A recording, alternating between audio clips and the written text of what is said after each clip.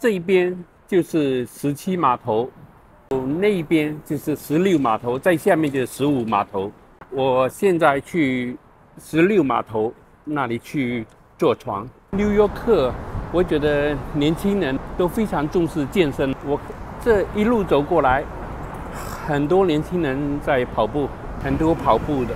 今天是周末，礼拜六，很多人已经有坐在这里餐馆的外面了，吃早餐。前面这个船就好像是，我看了一些资料，好像是有100年历史的。我等一下去看一下。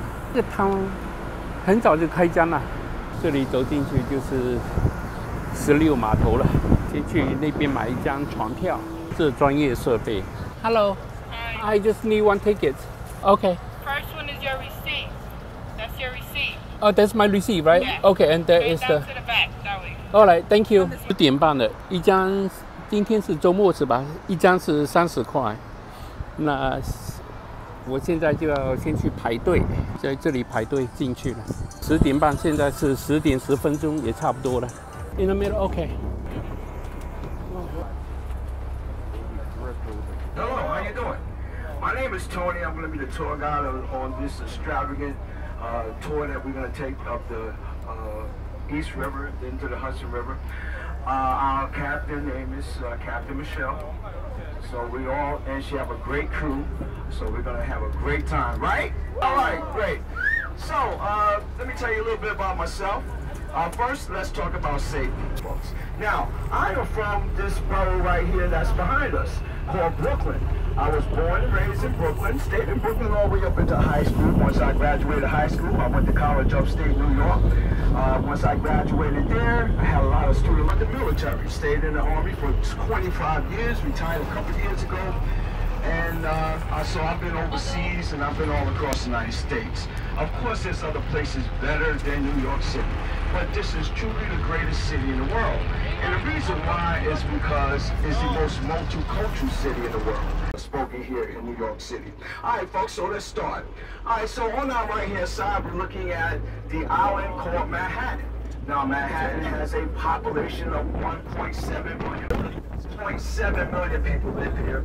1.5 million people just come to work here every single day, and thousands of visitors and tourists from all over the world. On an island that's only 13 miles long.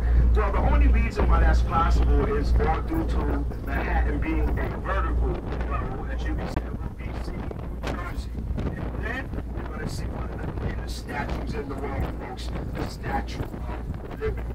We'll stop in front of the Statue of Liberty. We're going to chance to take some great pictures. Now, don't worry, because everybody is going to get a front row seat when we get in front of the Statue of Liberty, which means our captain is going to make a 360-degree turn, so you all don't have to run on each side of the Statue of the World, the Statue of Liberty.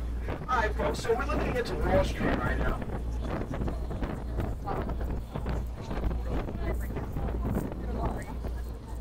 To our right, we're looking at the heliport. If anybody interested in taking a helicopter tour, that's where you go do that at.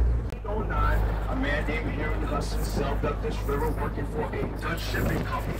He wrote in his journals that this was the greatest natural port area he ever witnessed. And of course, the Indians, and that's why it's called Strokey. That's how we do here in the U.S. Well, we don't do that where I live at, but Tesla, of course, got mad and left, and he went to create AC electricity, alternating current.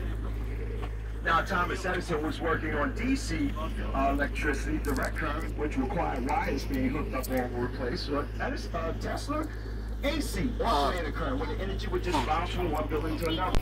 He was the one who created wireless, folks. If it wasn't for him, we would not have cell phones. His problem was he was obsessed with it to the point where he was trying to make the whole world wireless off of one tower. That would have meant free internet service for each and every last one of us. He was so obsessed with it that he became bankrupt. It has to be the Empire State Building, which was built in 1930 at that time. So when they opened up, they remained empty for several months after. So the owners came up with a plan. Hire a bunch of students, have them run up and down the Empire State Building, turning the lights off and on, giving people the illusion that was occupied. But soon that story leaked out to the press, and the New York Times wrote the paper the following day, it's the empty Empire State Building.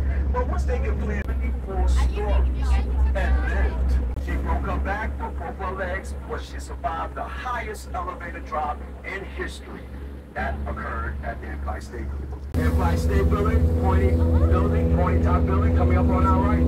Look at New Jersey, folks, which is on our left-hand side of us. Jersey has a population of 9 对面就是 New Jersey 了。 Frank Sinatra, great rapper called Lauryn Hill. Now, right now, I like to play the bridges that goes into Jersey. Well, folks, there's several tunnels below us. I've been driving in Jersey. To our right-hand side and back of us, that great building. That is one of the tunnels. That sucks the bad air out, put the fresh air in. 对面就是安森北，就是。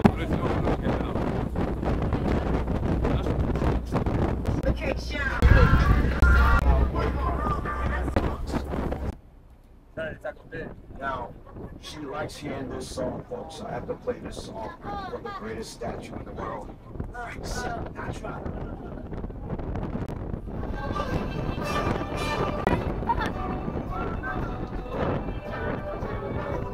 Start spreading the new today.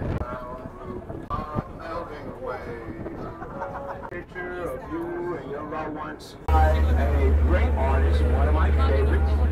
Had the pleasure of meeting her not too long ago. I was in the office building in Manhattan on the elevator, and the one stepped on there was Alicia Keys. Let me tell you, folks, when she stepped on the elevator, I turned into study stand. Not get the words to Now, David Winters is listed in Forbes magazine as being one of his pictures because he didn't want corporations coming down here and setting up shop. He wanted to leave this area strictly residential. So he said, if I name it Dumbo, they won't come. He was absolutely right. Now, the acronym for Dumbo means down under the Manhattan Jane Carousel. It took her 27 years to do that, folks. Great restaurants. That's a man by the name of Joseph Roebling. The man was a master at suspension bridge building. But as he was looking at the construction of the bridge, a crate fell on his foot. He got infected, he caught gangrene, he passed away. The son, Washington Roebling, was quite devastated, but he was determined to complete his father's legacy. Now look at the bridge, folks, because there's only one column, which is over here to our left, that sits in the East River.